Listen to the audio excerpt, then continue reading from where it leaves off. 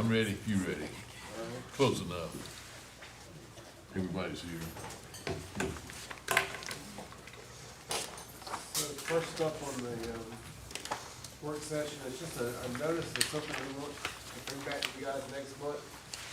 It looks like a pretty extensive edit to the seawall ordinance, but that's not what it appears to be. Tonight you guys are doing second reading for the seawall setback with an amendment for tie-ins.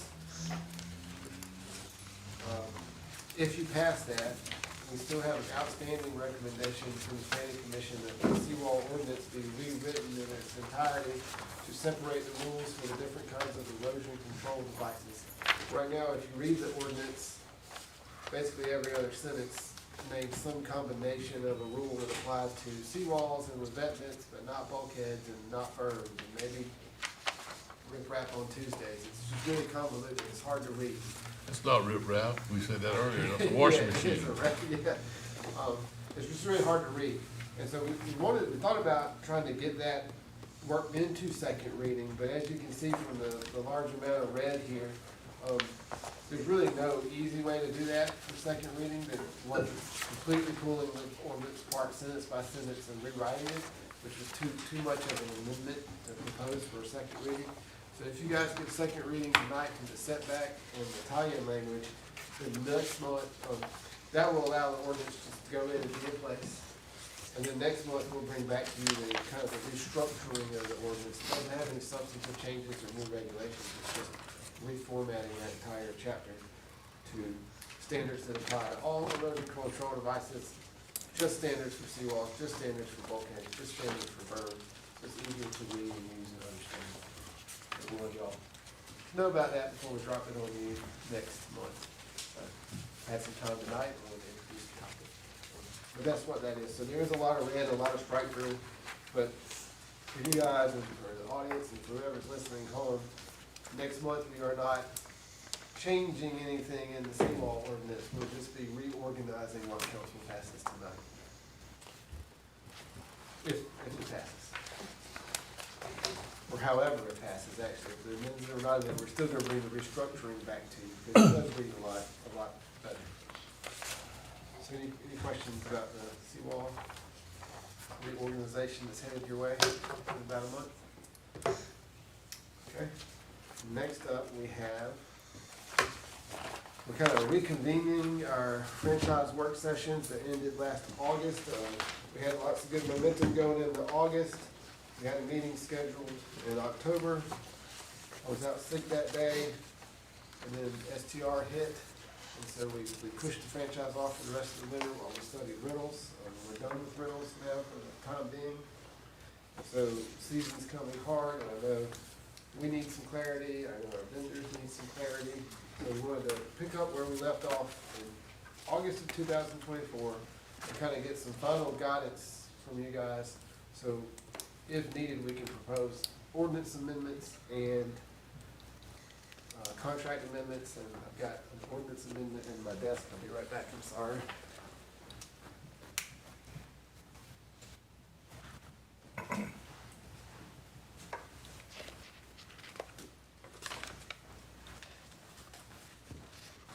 Since we're talking about franchises, we'll get it all on the table.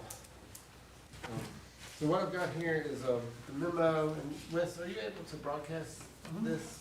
And we'll work on the memo. Basically, this is the exact same memo we had back in August. We had just finished a first review where we kind of settled on some things, and then we had a second review where we were going to come back and I distilled your conversation into options for all the open items. And what I want to do is just go through kind of each one, hear from council on your thoughts, try to get an idea if there's a consensus for any change to be made so that we can get those changes done as soon as possible. And while Wes catches up to me, so basically all this is stemming from conversations we've had for several years. You know, bits and pieces of this have come up, and we've dealt with it with waivers or minor modifications, and we want to formalize it all in one package and hopefully get this squared away for the next 5 to 10 years without any extensive changes. So first up, we have the idea of a minimum bid for the beach and chair rental franchises.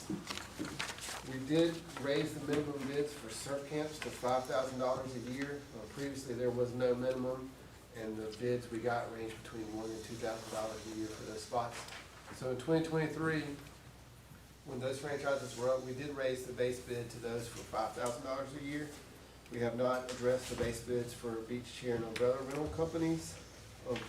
Right now, the bid payments we get for those between the base bids. They all come with a 4% gross also. But the base bids we have now are between $1,000 and $2,000. Altogether, and these are 2024 numbers from last year. The total gross receipts for all franchise holders were just over $1 million, and the city received right over $51,000 from our beach and chair rental franchises last year. So if you guys would like to raise the base fee, that would go into effect next year when we re-award the bids. It would not affect this year's base fee, which is already cooked into this contract period, and it would need an ordinance change. We have numbers from the surf camps and the non-franchise businesses to compare them. Because I mean, like, looking at the gross receipts of the umbrellas, that tells me that you know that we need to raise a little bit. But if we don't, I had the gross receipts for the surf camps in one of the presentations from last year. I have to look it up. I don't know right off the top of my head, but I'll look it up. but that's the kind of thing that we're not going to look at until next year anyway, correct? It won't be in effect until next year. You want to get it approved now? But yeah, we just want to get some find out. I'll find the surf camp bid. I've got it from one of my memos from last year, or 2023 rather, when we raised that fee. So I'll find it and give it to you. I generally recall it was maybe a little bit higher than this, but we had more of those. We had more of those vendors. But Where's Lee? He leave? You want me to go down on this here? Aaron? you get the gross receipts for all 4 surf franchises. I think he was wanting the umbrellas too, right? No, we got the umbrellas. We've got The umbrellas in there. The, Yeah. Talking about the first one. All right, Stacy's gonna go grab those. Since there's a minimum.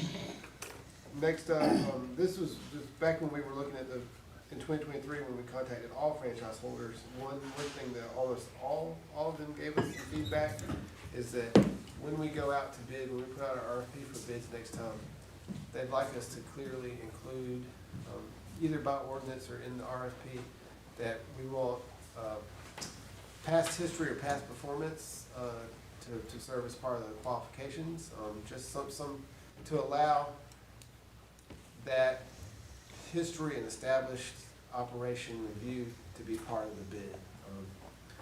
That's not clearly stated in our ordinance that franchises will give preference to qualified operators, that sort of thing. How do you guys feel about that? It's making it explicit that I think it's important.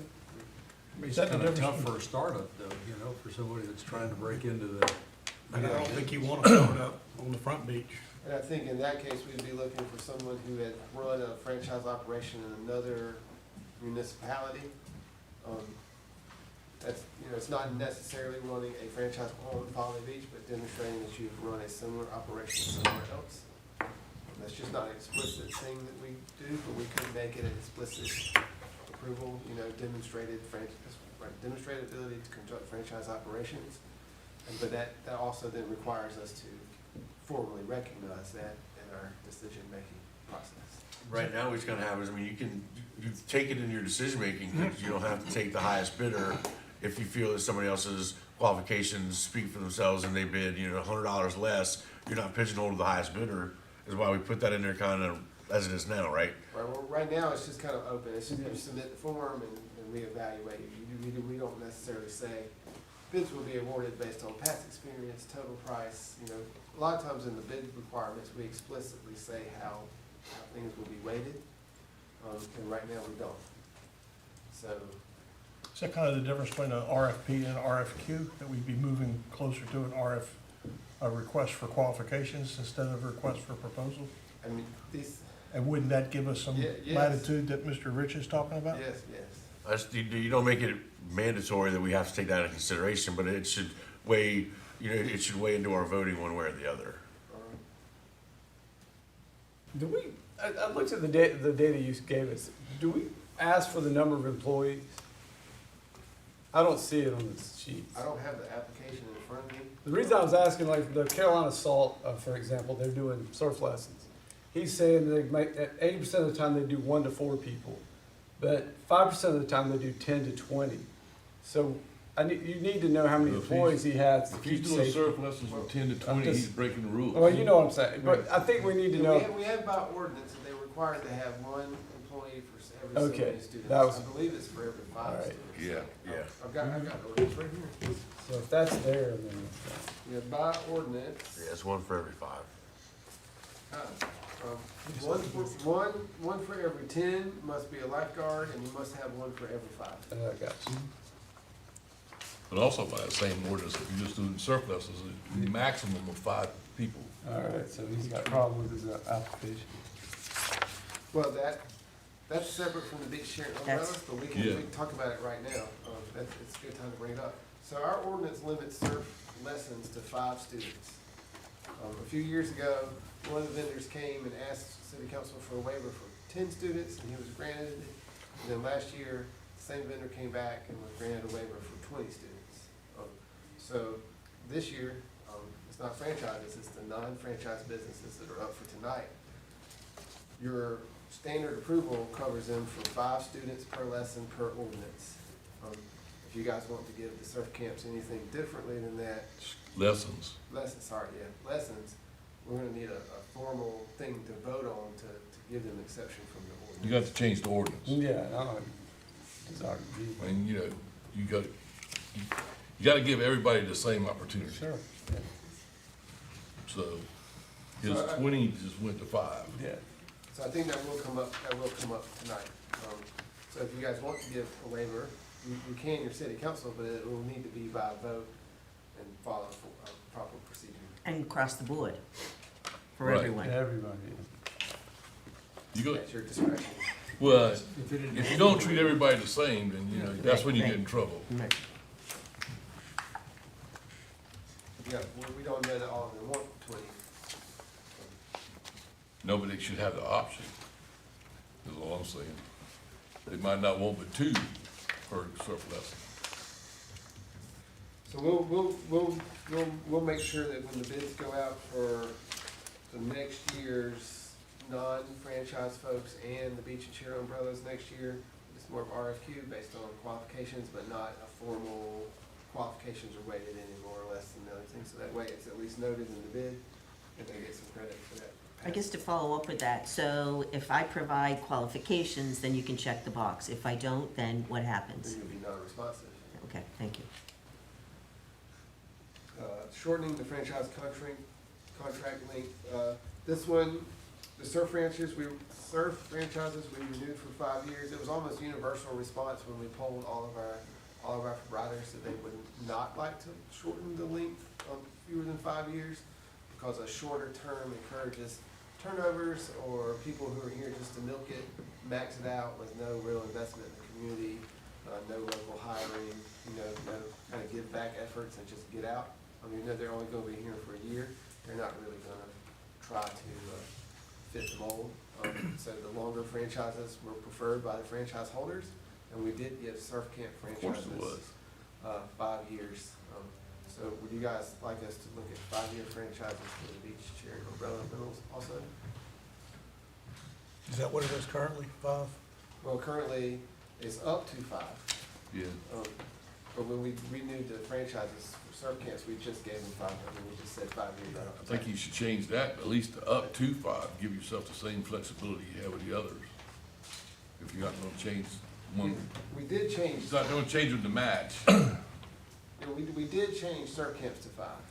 But, and their whole reason to get changed to 5 was because they said they did so much for the community, blah, blah, blah. I think they ought to have to do an annual report of what they did for the community and how many people they employed and how many people were local. And I don't mean local, they lived in Charleston. If that's their reason to get 5 years. I think the idea of some flexibility is a good idea, up to 5, maybe in a review at 3 years. 3 years, you do a review and extend it up to 2 years? Before we did a 3 and then you could do a 1 and a 1. But then we did the same thing, we just reviewed it. But I like that idea, if, you know, not just encouraging local hiring, but, I mean, since we're looking at this from the beginning, we can also mandate that a certain percentage of your people have to be local. I mean, just prove that you did something for this community. You know, what did you do to participate in doing something for the community? And if you say you're hiring locals, are they local here, or are they local because they live in Charleston, or are they local because they live in North Charleston? Those are all questions when locals get. How many times have y'all talked to somebody and say, oh, I'm from West Ashley, and you think West Ashley Avenue, and then you find out they be west of the Ashley. I'm a local, but I live West Ashley. So for the contract period, for that minimum before we do the review and an option to extend, is 3 years good? So Yes. 3 years with option to go to 5?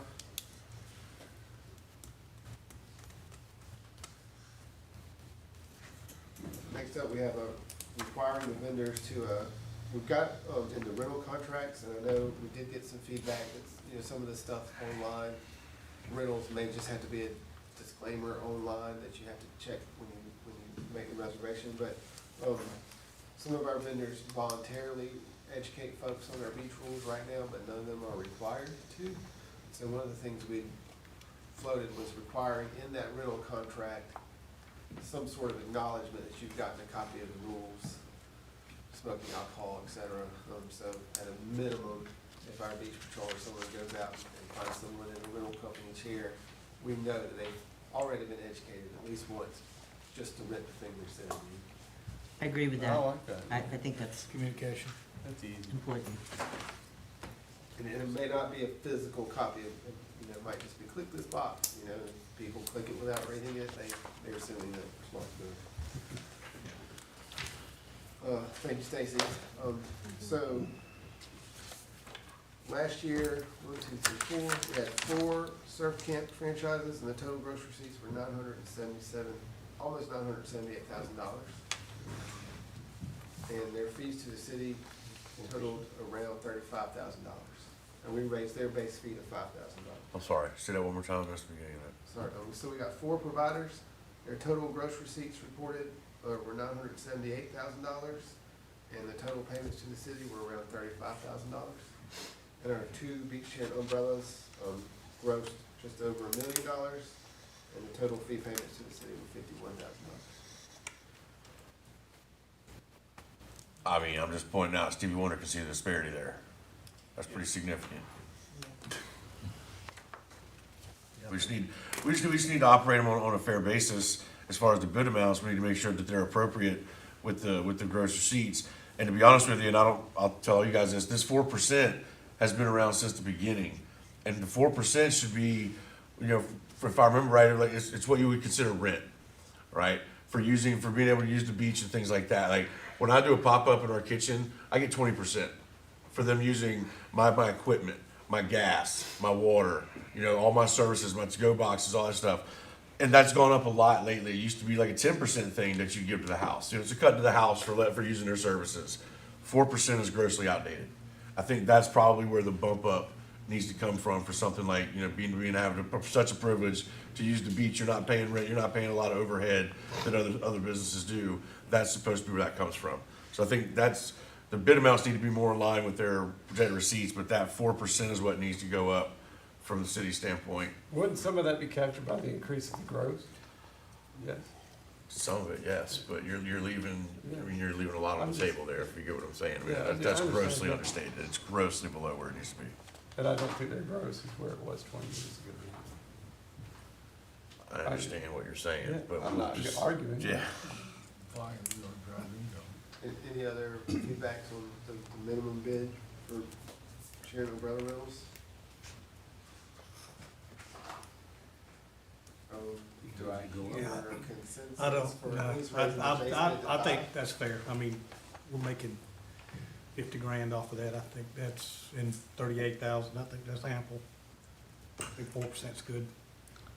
Well, he wasn't asking for the 4%, he was asking for the minimum bid. Oh, minimum bid, I'm sorry. Out of 5K? That's what the. Yeah, I'm survey okay was. with that.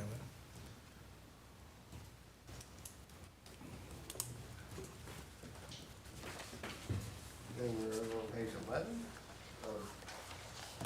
Require that all rental items be clearly labeled with the business name, contact, and phone number. This is, I cannot give you a statistic, and Andrew's not here, of how many coolers, chairs, umbrellas, random things, because now to be fair, our franchise holders are not the only people who deliver beach goods to the beach. We have Vacate Gear, beachgear.com, the rental companies provide things. So it's not necessarily geared towards our franchise holders, but a requirement that of anybody who is delivering beach goods, clearly mark those beach goods with who rented it and how to get a hold of them, so for when those beach goods end up on the beach, after the users have left it. But the difference is, those companies don't deliver to the actual beach itself. Right. They deliver to houses. Franchise holders are the only ones with the ability to deliver to the beach proper. Right. Well, the only problem with that is, thinking that way, there was a blue kayak left at a walkover at Fifth Street on the west side, or Sixth Street, excuse me, on the west side. And I walked by for 2 weeks, turtle walking, and finally, we just hauled it off out of there, and we finally run down, it was, Vacate, those blue ones, you see them, it was theirs, they didn't have anything on it. And you know when they picked it up? They didn't, it's gone, we just got rid of it, because they never would come pick it up. So having their name on something, those guys delivering to walkovers or to houses, having their name on them. Oh, no, I wasn't disputing the fact, I was just making sure that's the difference. They're Yeah. not allowed to deliver to the actual beach, they have to Right. deliver to people themselves. Yeah, so, yes, and so this would capture folks who never go, companies that never step foot on the beach, just their stuff gets to the beach. It's kind of like we make rental golf carts have identification on I don't have any problem with that. I think we should make it not only if you rent, but if you provide as part of your service. them. All right. So, They own it, tell Fifth them right. Street, they companies that way. right, I agree. They're getting the money for it, just a different way. it's all built in, yeah, but it's not necessarily rented, Right. but if it's provided. Next up, we have eliminating the unused jet ski franchise. Sounds good. Yeah, get rid of I it. think the actual franchise holder has asked, said it's okay to let that one go. So, Of course he did, he didn't want to pay for it. next we have, bring back the franchise concessions at Third Street West. This was in our strategic plan last year. We were kind of working that way, and then this got sidetracked. But council did ask us to study last year, looking at reviving concessions at Third Street West under a franchise model. We've gotten 2 or 3 proposals already from current providers, potential providers. There is definitely an interest in it. And if you guys give us the go-ahead, we already have an RFQ written. We're basically ready to put it out in the world, and we would put out a bid for a franchise, concessions franchise at Third Street West. You're gonna use the same minimum bid? Well, we'll run it by you guys before we release it. So let me ask you, if you have one ready to go and it's already March, all right, conceivably, when are you looking to award a franchise bid at a meeting? Because that's, I know what you're about to say, and I want you to, Yeah, no earlier than June. no earlier than June. Well, let me tell you, at June, let's just, instead of trying to rush it and get it on for the season at June, by the time somebody gets set up, they've got a month, 2 months tops of business really, and they're done with all the new franchises next year. We'll do all these new rules and everything. Let's just take the time and make sure we can add it to those to make sure that we have everything kind of dialed in instead of trying to rush through it. Then all of a sudden something comes up, because that's not giving them any time. And it's really not fair to them if they're gonna spend this big base bid amount and they really only get 2 months of the year. My other question was, do we have a site plan already that's drawn up for that? Well, the RFQ would really, the RFQ would basically say, we would like you to provide, this is totally made up, hot dogs, waters, and water guns. And they would come back and say, this is my plan to do that. I would do No, this. I'm not talking about that plan, I'm talking about a site plan. So we only let you have this space, we Oh, still yeah, well, gonna do. that's what I'm saying. They would come back and say, we need 4 parking spaces, or we need 1 parking space, or we can do all this out of a vending machine in the lobby. Like, it's all part of the RFQ process to say, we're looking for this service, which we come to you guys to sign off on the RFQ, and then someone else comes back and says. But I think we should give them we should say, the maximum space you have is this amount of room, you tell me what you can do I with think this. 3 parking spaces is what we have for, See, that's what I'm talking about. I think if we take our time over the next year, we can get it more developed and fine tuned. So we're not, this person's only wanting 2 spaces, well, this person needs 3. Let's evaluate the 2 bids and say, no, this is what we're giving out, you know, and just do And more maybe of we a don't do any proposal parking, than a- maybe y'all don't do any parking spaces before next year. Maybe you say, the only place you have to set up is underneath, on the cement deck underneath the things. all right, well. I mean, that's just, Mr. Pope, so you've worked with 2 just to get a feel for the process, or could you explain a little bit more about? We've had multiple unsolicited, hey, I'd like to do this at Third Street West. Mhm.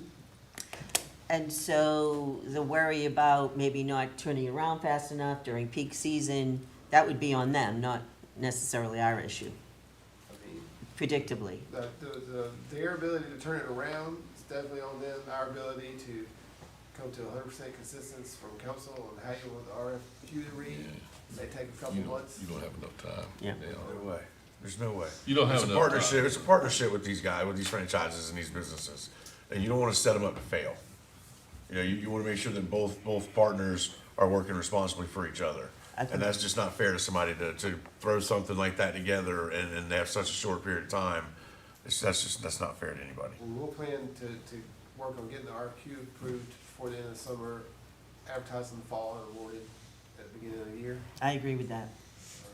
And there's definitely interest. I know we have current providers who are interested. We have lots of emails I've had to send people back. If and when council decides to do this, we'll advertise it. So I think this one has potential to get some interesting proposals from people. I'm sure it does. I just like us to narrow down like the scope of what they can sell, like what, not necessarily what can they sell, what can't they sell, like what do we want to outlaw, what space do we want to give. Let's get those parameters done, and then we can, you know, bid it early, so we're not rushing at the last minute next year. Because to be honest with you guys, I mean, the season runs March 1st to July 15th.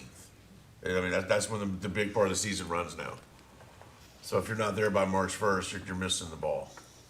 We're all looking at Third Street West, right? Yes, sir. I mean, it's gonna have to address, I mean, like, my biggest concern would be trash on the beach, and what plan would be in place for remediation of trash on the beach. Yeah, I think trash on the beach has historically been kind of a roadblock for the concessions down there. You know, folks want to come in and sell prepackaged food or bottles of water, and it all sounds great, but you know that every one of those things they sell has a chance to end up on the beach. So I think definitely part of the responses we'll see is, how are you gonna handle litter? You know, are you only gonna serve things with biodegradable containers or ice cream cones? I don't know. Yeah. Edible plates. So you a hot dog in that. That was a line out of Night Shift, I think. Next up, we have Clean up your firework debris next year. just amending the ordinance to codify an end-of-term audit, prior to rebid.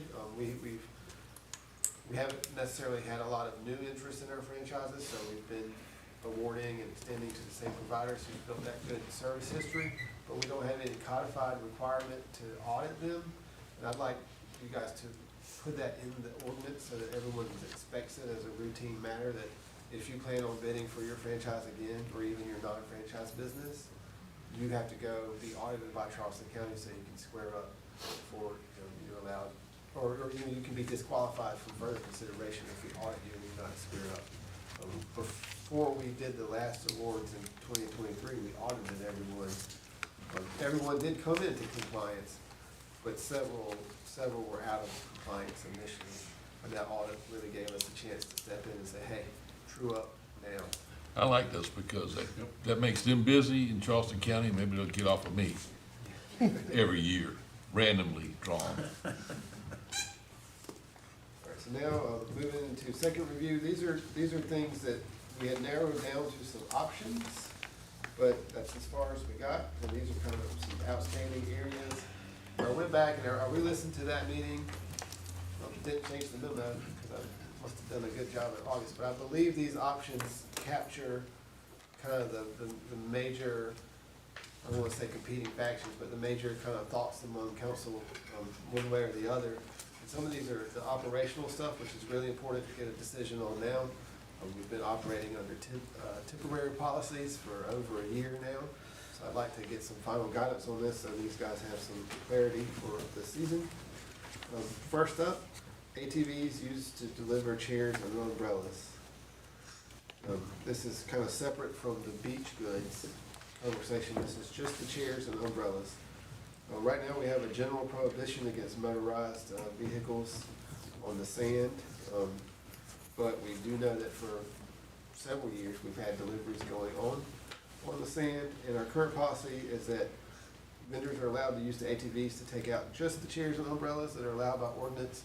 They're not supposed to be transporting non-chair and umbrella things on the ATVs. Beach chairs. Beach chairs, yep.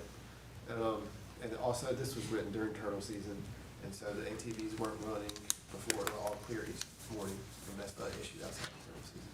So, going forward, no matter which one of these two options you decide, the only people who could have if you allow motor vehicles, it's only for beach chair and umbrella rental franchisees. It's only for beach chairs and umbrellas. The drivers and their supervisors must have a beach driver certification or similar.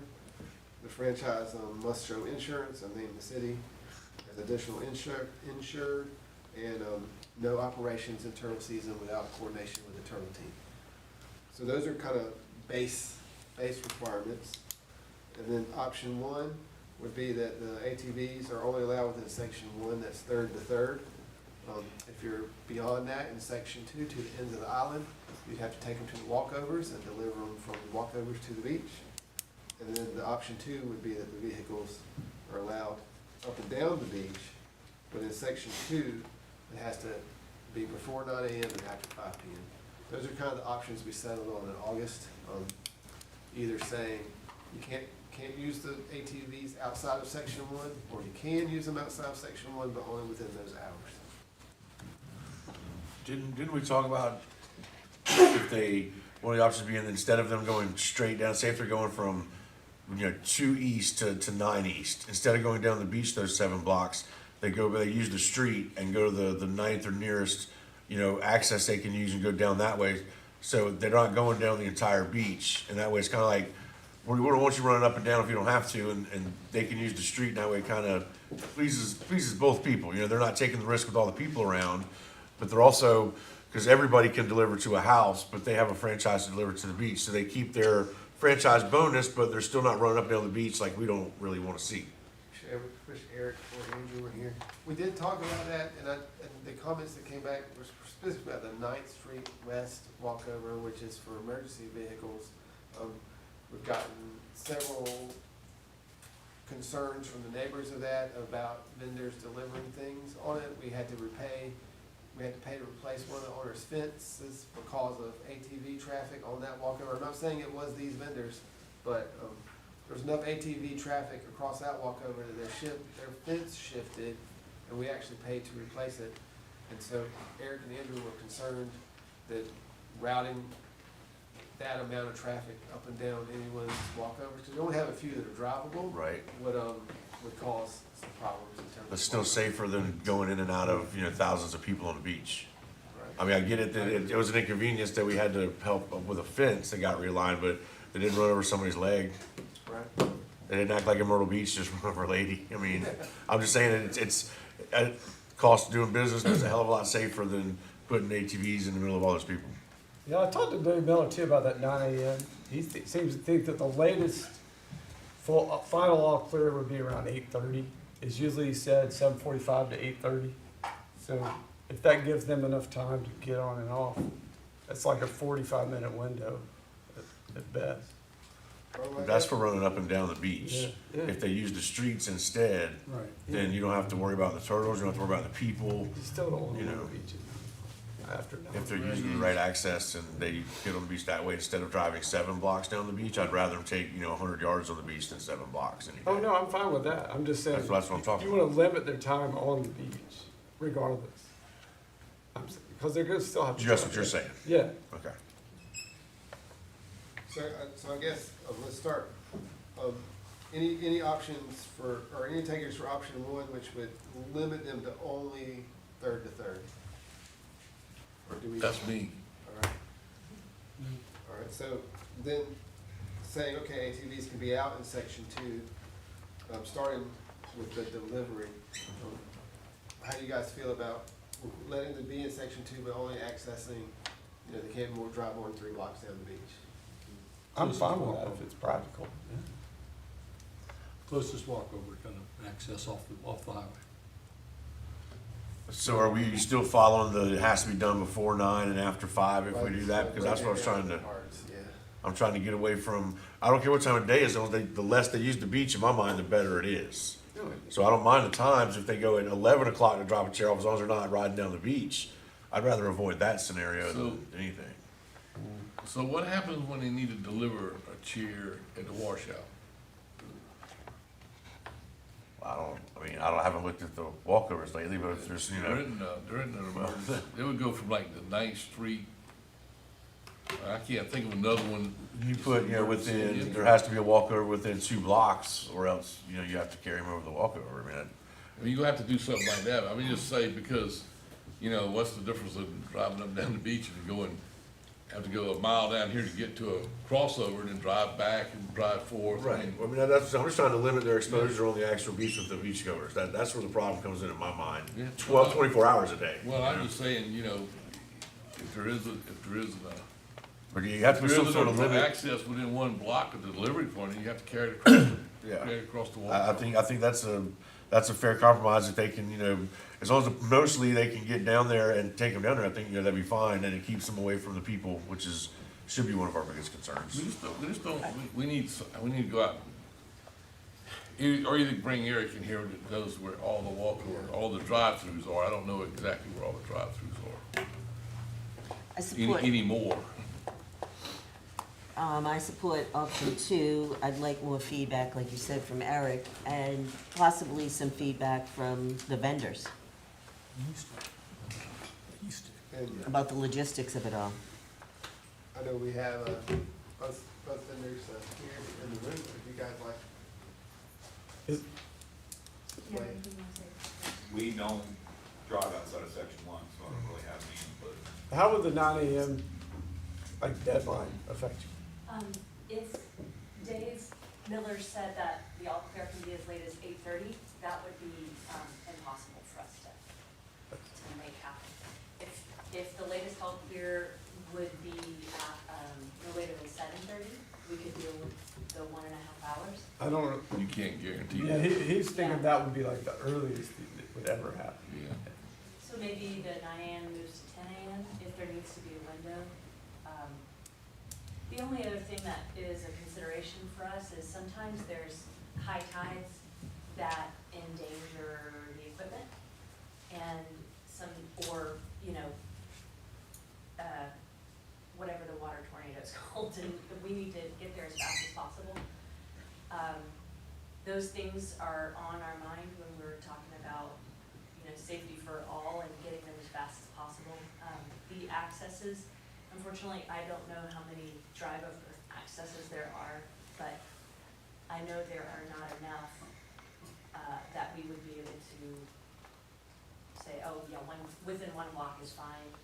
I think within 3 blocks, but that's up to you guys But- on that. But then again, you're driving 6 blocks, 'cause you're Right. driving 3 down and 3 back. It gets really complicated till you look at those numbers of access points. And some of the old accesses, I don't believe are accessible anymore. I think I asked Eric to come up with his. Yeah, if he's here. I'm sure he can. But I agree, interaction with beachgoers is probably the primary concern here, so if we can come to the best resolution that addresses your needs and the needs of the people on the beach and the turtle team, I think that's the I agree crux of with it. I agree with that. The only other thing I might add is that I think we should put a limit on how many vehicles, so that no vendor could have more than, say, 2 ATVs, so there's not a proliferation of one vendor ends up having 5 ATVs that are constantly up and down. So like, each franchise owner would be allowed to have 2 ATVs or 3 ATVs. How many do you have? Well, we have 3, but we have 2 franchises. So maybe that can be a consideration too. Right. Like 2 per franchise or whatever the case may be. we usually only operate, we usually operate in section 2, one going this way, one going that way. And that's pretty crucial for us to hit our Sure. opening time. And Andy, you only have one or two, or? We got two. Two, so Right two, now. Two But per you don't ever, franchise. but you don't ever leave that one spot. two per franchise would work. That seems reasonable too. And I think the 9 to 5 windows need some adjusting. If they don't get the all clear till 8:30, it's sort of unreasonable to say. Gotta wait. I agree. And I agree with what Chris and DJ. Thanks for coming over here. So you know. Oh, how- there you How go. many beach walkovers are probably for ATVs and where they are? Yeah. So you can get on at Summer Place, I mean, the far east end, there's a trail at the cul-de-sac. That's one. You can get on at 1670. You can get on at 1587. And you can get on, Can you get on there at the 80s? Oh, 87, that's by Diamond Head's place. yeah, right next to it. Currently can still get on there. And then the next one you can get on is at 9th Street. See, that's what I was saying about the washout. Right, It gets- yeah. It gets On the really east spread side. out. You need one. On the west side, is it just 9th Street? On the west side, you've got 3rd Street. 9th Street, 3rd Street, County Park, and, yeah, that's it for the west side. Yeah. So be thinking about that with those short that low numbers if you're trying to get in. All right, so we'll have to come back to this one. For whether they're up and down the beach or only through walkovers and looking at the tubs. Staff man tents on the beach. We don't generally prohibit tents on the beach, but we do prohibit commercial advertising on the beach, and that's been interpreted to include logos, et cetera. So, we do let the surf camps and lessons have one tent on the beach. It's 10 by 10 with their vendor contact. Basically, they're gonna put an advertisement on their tent on the beach. So each surf camp gets a tent. Our current policy for the vendors, the beach and share vendors, is that they're each allowed one tent on the beach, no larger than 10 with their information, the same as the surf camps. But what's important is that right now, for those vendors who have franchises in both sections, we only give them one tent. So our options that we looked at, we stick, and that each one only gets one tent in section 1, or each franchise holder can get one tent in each section of the beach that they have a franchise in. Whichever one of those options we go to, there is just a general acknowledgement. The tents with no logos, those are allowable. They're allowable for you, me, the vendors. Tents are legal on the beach as long as they aren't advertising. Okay, wait a minute now. So the only franchise holders, not surf camps, they're not a franchise. Surf lessons, Surf camps are a franchise. well, yeah, they are. They get one. Right. With a logo. And the only other franchise holders would be the ones in section 1. And any other one in section 2 would just be if y'all were delivering. That's all the other franchise there is in section 2. But if you're delivering and dropping stuff off, you're not staying out there all day long, so why would you need a tent? Well, we did I have- mean, that's my question. Right. But we did have tent, they were part there to rest, be on call to pick things up. Wendy, can you explain the use of the tent in section 2? Yeah, the only time we set up a tent in section 2 was when the renourishment was happening and we were displaced. It's Yeah, that's a nice to have- special, Yeah, Under the it's a special- thing. I mean, it's nice to be able to have the freedom to set up a tent, but we can set up one without we don't typically have one on Thursdays. That was a special thing.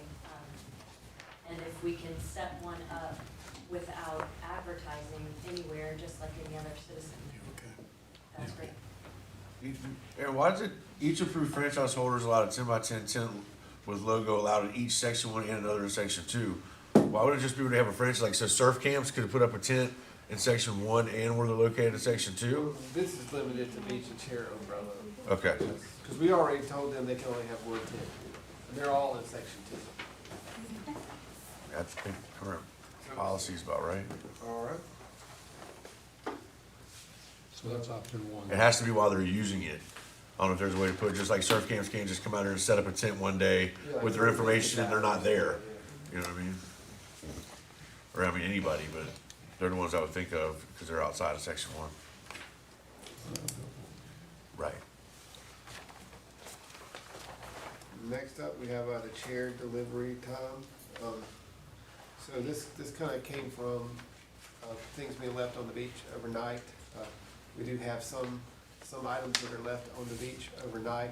Our current policy is that beach chairs have to be removed from the beach chair at night. I don't know, Andy, are your wooden still on the beach at night? Sir. So chair delivery time. We don't have anything in the ordinance that says when chairs, there's two issues here, sorry. When chairs have to be delivered. If you're getting your chair at 3 o'clock in the afternoon, cannot deliver it 6 o'clock in the morning and it just stays there. And then also at night, our vendors are allowed to leave anything on the beach overnight. So at the last meeting, kind of boiled it down to 2 options, all rented chairs and umbrellas across the board. You can be set up early because just like I come to the beach at 6 o'clock and then I go have breakfast at the Lost Dog and come back 4 hours later to my chair. These guys have a right to put chairs out on the beach and leave them there till people use them. But everything needs to come out off the beach at night. And then the second option would be making an allowance for the heavier wooden loungers to be left on the beach in section Why don't we just make that all option one, and just make that one? I mean, that's basically what you're doing. If you say option two, you're still doing one. I asked Dave about this as well, and he's like, we want everything off the beach if possible. And he sent a picture of a loggerhead stuck under a lounge chair, so that does happen, so. Well, let me say this about that. For many years, I walked section one, from the pier to 6 West. For years, I walked it 7 days a week. I only had one time that I had a turtle nest that I can recall off the top of my head in front of Charleston Oceanfront Villas. And that was a leatherback turtle, and if it got near a damn lounge chair, it would have just thrown it away. Every other nest I ever had in that section was from 3rd Street West. Because of all the noise All and the lights noise and and everything lights. down here, they don't usually come up by the pier. And that's one of his concerns was the chair spook him. You didn't see the evidence of that, I guess, when you. No. Like all my years, I've never seen any of those guys pull them all up in a line. People get out there drinking, they pull them back out on the beach somewhere or in the edge of the surf in the middle of the day, middle of the night. But I've never seen any turtles caught up in any of those wooden chairs there. Like I said, all my experience over those years of turtle walking has been, my nest was from 3rd Street in front of the, basically farthest this way was in front of the bathrooms going west. There's no You got a swim good zone. section. You got a That's big why I did section, it. but you only really had them I on just half. prayed there was no nest anywhere. I don't have a problem, like the mayor recommending, combining them together. Just make it all one option. Except you take out including wooden loungers. Yeah. I think it's important that, I know Right. franchise Andy keeps them on the beach because they're heavy, and to move them on and off, I think is, I mean, you couldn't, and it's nice to have those nice big wooden chairs for visitors. And And people sleeping on the beach overnight. right now, we only have one, right now, only one of our vendor provides those, but just acknowledging that if wooden loungers can be left on the beach, it would apply to all vendors in that area. At that point, I could see a maximum number maybe being put out there. I mean, if it were to just to go rampant, but I think our people are pretty responsible. I don't know that Wendy and them are gonna change their whole business model based on that, and I don't think Andy's gonna try and put 100 of them out there, but if it were to come, I think a simple, okay, no more than 20, or something like that would be. Wooden loungers are Wooden allowed to stay loungers, yeah. overnight in zone 1. In section one, wooden Section loungers are allowed, that's why I said if you just Section- put those two Combine together. them. Yeah. So then if Wendy and they wanna change their model, they can put wooden loungers in section 1 of their side, doesn't appear. At this time, no, we don't. Yeah. All right, number of chairs and tents in the group. It's fun re-listening to this portion of the meeting. That was a long portion. Basically, I think it was long but productive because I believe everyone agreed that our current policy right now is it just says you can't prevent other users from accessing the beach and you can't have more than 25 feet in width or length. It's kind of vague. So what I think it accurately summarizes that conversation was that the chair and umbrella groupings cannot exceed 30 feet in width or depth. They can't block the entrance to a walkover, which means they can't be set up within 30 feet of the walkover on either side. And they have to have an aisle of 30 feet between groupings. Does everyone remember that? I think we, A lot of and math. the diagram and the options, yes. I don't remember that. Let's do it again. Yeah, well, let's talk about this. We got into talking about stacking them. Fondly. Next up, we have a storage on the beach. So this is the beach storage containers. So both vendors used to have beach storage containers, one washed away. It came loose during the storm on one that's still on the beach. When we came back to study this, it was pointed out and we were obligated to ask the appropriate approving authorities if these things were legally permitted to be on the beach or permittable.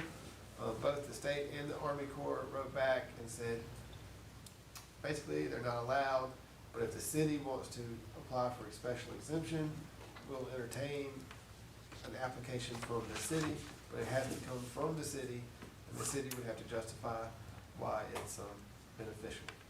The Army Corps in particular noted that they would consider this to be an instruction for nourishment when they reviewed our application to make it legal.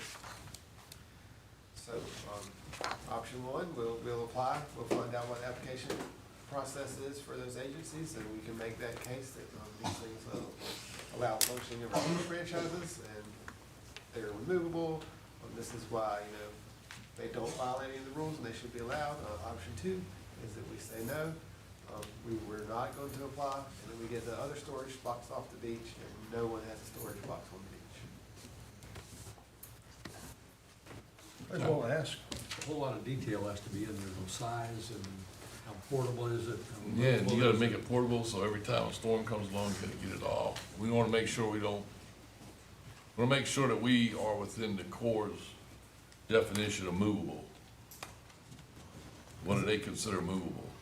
They don't seem to be open to any kind of, The language in their letter seemed pretty strong. My honest opinion is that we posed an uncomfortable question. Neither agency wanted to answer it definitively, so they said, oh yeah, Of course apply, not. but we'll let you go. Which I can totally understand that. but with the caveat it could impact your renourishment agreement. My two cents, for this year, leave it as is, since y'all have already worked on it and come to this, agreement, and then this is something that we have to figure out for the next set of bidding. This is, just if they have the storage now, y'all have already worked it out, we'll let them use the storage, on our property, and then we'll just, We're not talking about on your property, you're talking about on the beach, Yeah, on the beach property. only one vendor has a storage off the beach right now on our property. This is just about the beach boxes. One is gone and one's left. And so if we go with option two, we'd have to ask everyone to remove their beach boxes because they've now been put on notice that they're not supposed to be there. Yeah. I would go with option one, but only maybe for section one. And that's why. 100% section. Well, I know, but it doesn't say here. Include that in there, be specific.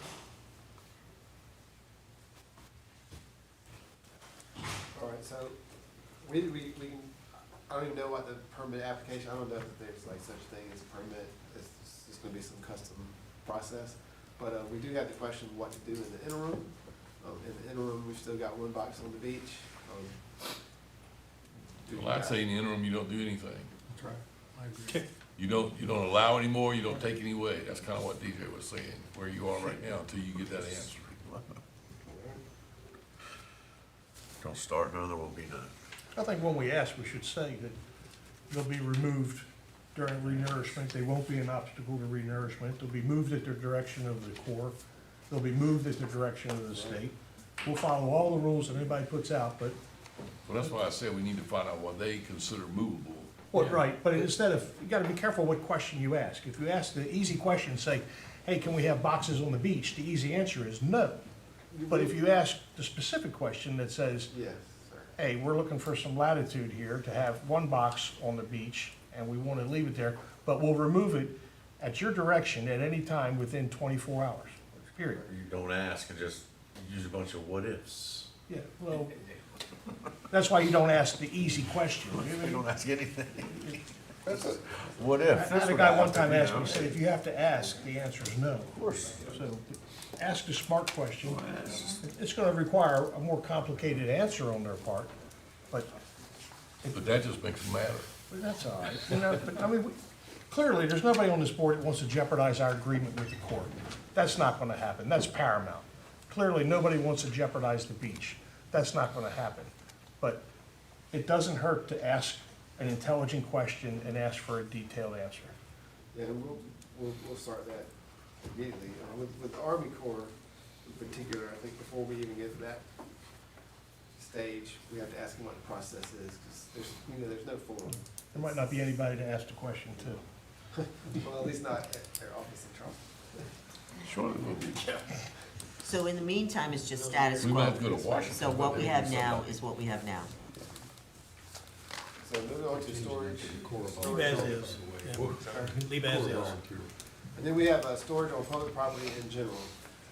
This is a situation, we're in the city, we did agree to allow one vendor to construct a storage shed at Second Street A East. The vendor paid for that shed, but right now we don't even have a formal lease of the spot for them to host their private shed. So we need at a minimum to legitimize the presence of a storage shed that's privately paid for on public property at Second Street East at a minimum. So the options we've gone down to where the current shed has to go. The vendor can relocate it or salvage it if possible for reuse somewhere else. Or the city purchases and buys the shed, we buy the bed, if the vendor did pay for it, we encourage them, allow them to put it there. So I think it'd only be fair if they're forcing it to go away and they don't want it, then we give them some compensation for the shed, we encourage them to put there. So that's one option, the shed has to go. It can't stay there, either the vendor takes it away, or we buy it from them and we tear it down. Option two, we keep the shed there. It becomes public asset, either we buy it or lease it. We buy it and the vendor leases it back, and it stays there, and next year when the bids come up, that whoever bids for that spot bids knowing they get the use of the shed. There's one shed, vendors put in your bids, and whoever wants to use the shed bids most. The only problem I have with either one of these options is we talk about buying it, we need to put in here, if the city buys it, we buy it on a prorated scale. Right, yeah, and So, I don't know, how long has the shed been there? I think 1 year, No, it's been there longer than a year. has it? Sorry, maybe 2. How long? 2 at last. 2, okay. So for 2 years, they've taken it off to IRS and got a deduction for depreciation. So that depreciation schedule, Lee would know, we need to go say, okay, if we buy it, it costs $10,000 a bid, it's depreciated 2 years. So Right, here's yeah. what we would offer. definitely either one of those would have some sort of adjustment for the actual appreciated value of the shed. But I think you need to put it in there. You need to put it in writing somewhere. Oh, yes, sir, for sure. But, first, do you guys, would we rather have no shed at all? Or would we rather have a shed that becomes part of the franchise and is an added amenity for that bidder to operate from that location? This is where I was looking when I said that any agreements and deals that y'all have come to over the last year or two should just be kept in place as is until the new franchise bids go out, and then that's when we fix everything and incorporate anything new and make these kind of changes that you wanna do. It's almost like the ones on the beach, just status quo for now. We're not gonna, do anything, but in the new franchise agreement, we will have it figured out, by then, whether we, allow it added in the bid, for what it is. It's all, at this point in the game, it's almost the only way to do it. All right, and So that's, you like option two. I like two. I like two. all right, so, and what we'll do is we'll put it in for the next time, but in the meantime, we will probably be coming back to you guys and talking to the vendor about some nominal lease, just to make it, Just something to get Well, through the. at least, Liability, isn't yeah. at least an understanding contract like with the Historical Society. I mean, something. All right, so we'll come up with some sort of formalization of the arrangement for the rest of this term, and we'll bake into the next agreements an option for the city to take ownership of that shed at an appreciated cost, and then we'll just offer it for whoever bids for that spot, you get to use that shed. Well, we gotta figure it before we put it out for bid. There's gotta be an answer for the bid. Yes, sir. So, option two is the way to go, and get it all squared away. Right. And put it there, all options. There's a lot of discussion at the last meeting about the non-surf, or sorry, the non-chair umbrella deliveries, and whether those could be delivered onto the beach with ATVs, et cetera. But just to reiterate that all of this bakes into, if it's a cooler or any other, a board, Which one Where you you at? at? sorry, option one, option two, all options, storage is provided only for section one franchises, but products can be Oh. delivered by walkover to section two. Just reminds me to just reaffirm that anything that's not a beach chair or umbrella cannot be delivered by ATV, cannot be delivered to the beach, or, sorry, yeah, can't be delivered by ATV, they have to take it to a walkover and give it to people. But you are allowing them to walk it out to the beach. And I wanna make sure that we come to agreement. Either they can or cannot walk the cooler out to the beach and give it to the people, or the people have to come to the shed and get it. There was some back and forth, yeah, or the parking lot or wherever. So how do you guys feel?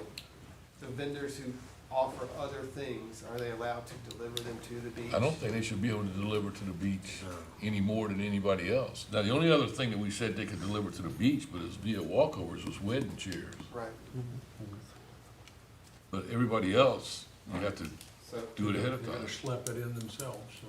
all right, so we're that will probably require or need just to specify in the ordinance, but just wanna make sure I understood make sure I understood correctly. That anything that's not a beach chair or an umbrella, you have to come and get it from the vendor. The vendor does not bring it to you on the beach. Except for the wedding chairs. Right, except for wedding chairs, and they're next. And my only clarification on that, is that a different franchise? Is that a separate entity? Well, right now, because it's not happening on the beach, it's not a franchise. They're just doing what Vacate Here does. And deliver it to the house? Yeah, Or- or you meet me at walkover 3 and I hand it to you. You towed it to the beach. Wedding chairs, our current policy is that wedding chairs are still allowed, they can't be, transported up and down the beach. And I have to meet the timelines of the ordinance, which I think says, it has to come out before sunset. The timeline of the ordinance is very, very broad. After some discussion, we had the options to amend the ordinance to allow wedding chairs to be delivered onto the beach through walkovers, but they can't go up and down with ATVs, or to amend the ordinance and allow wedding chairs to be delivered on motorized vehicles. This looks a little confusing. So right now, so y'all let them, they can't go up and down the beach, but they can take, like we were talking about with the beach chairs earlier, they can take the road and go to the access and take them down, but they can't go up and down the That's what beach. the official current policy is for wedding That's chairs. because they aren't the only ones that deliver wedding chairs. Right, they also, because they can deliver to the beach, so that's what gives them, because they have a franchise for it, so that gives them, they can't go up and down the beach, but once they get there, they can take the wedding chairs. We allow down, right? anybody that rents wedding chairs to deliver them to the beach Okay. via the walkover. Gotcha. That don't have a franchise or does have a franchise. Okay. Could we create a wedding chair franchise? We could, that was one of my first proposals when this came up Works for me. before. Except it kinda narrows down the, Kinda, kinda narrows down the, very specific. what kind of chair it is and. Yeah, well, not only that, but, you know, weddings are expensive enough, and not taking away that bid process kind of narrows down that too. Haven't you paid for a wedding? Don't you understand? Clearly, I do.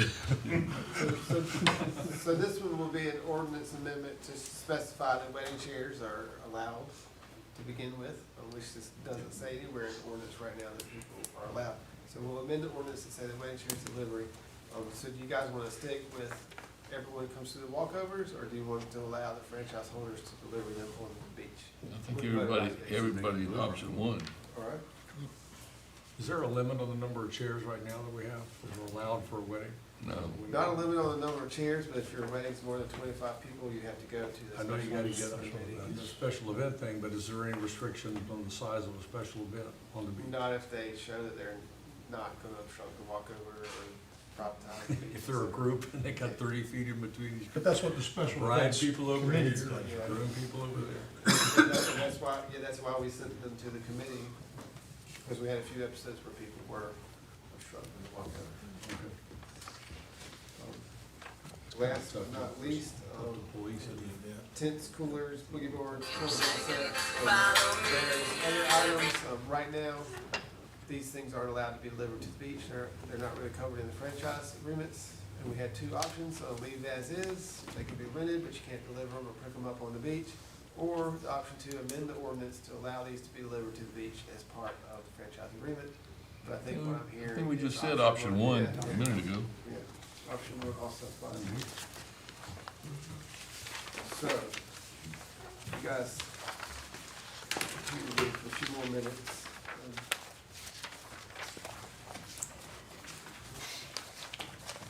One thing that, the mayor put out today, this is gonna require a variety of changes to our franchise ordinance, but one additional thing that's not on this list, it's kind of a technical thing.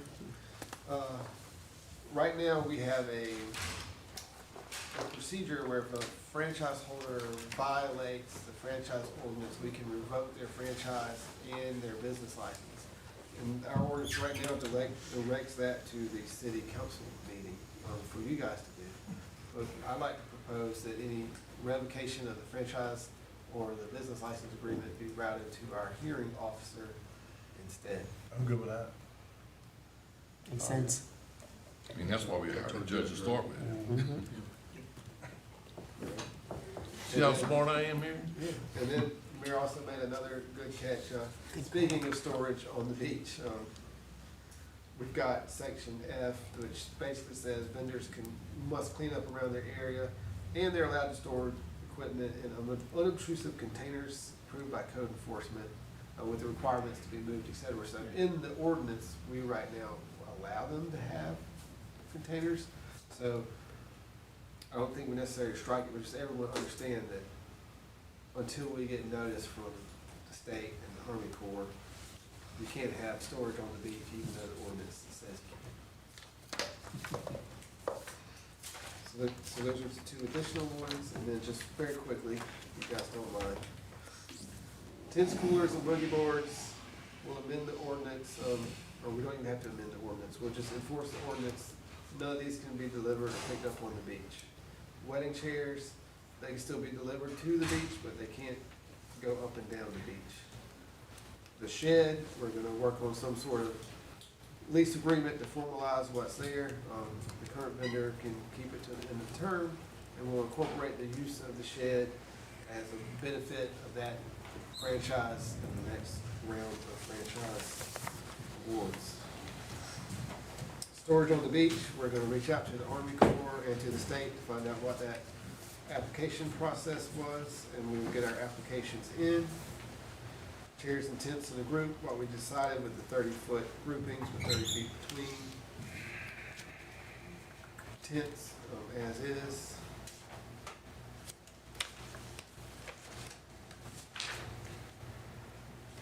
ATV deliveries, allowed on section 1, outside of section 1, they must use the walkovers. I thought we said they could, Yeah. use the closest drivable access. Okay. That- That's Yep. something going on the beach though, they're just using the access. For drive-overs.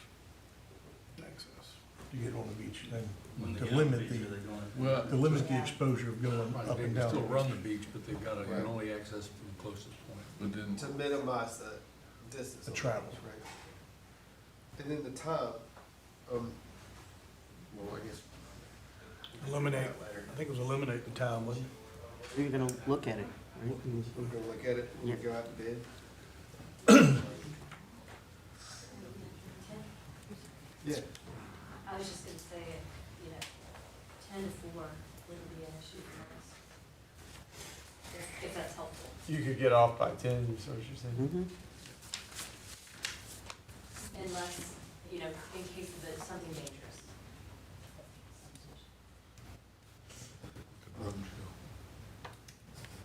the minimum bid will incorporate into next year's bids, because it doesn't affect these guys now. And then the next minimum bid will be for 3 years, up to 5 with review. We will amend the ordinance to require, product information for things that get rented. And that's for folks not only who rent them, but also folks who provide them with beach houses or as a service. We're gonna kill the jet ski franchise. We will work out the details for the RFP for Third Street West, in the summer and advertise it in the fall. And we'll build in the audit requirement to the ordinance. So I think we're, a lot closer than we were before tonight. I'll look forward to bringing some more of this back to you guys in the next month or so. We'll go forward. okay, you got a few minutes. Take a break.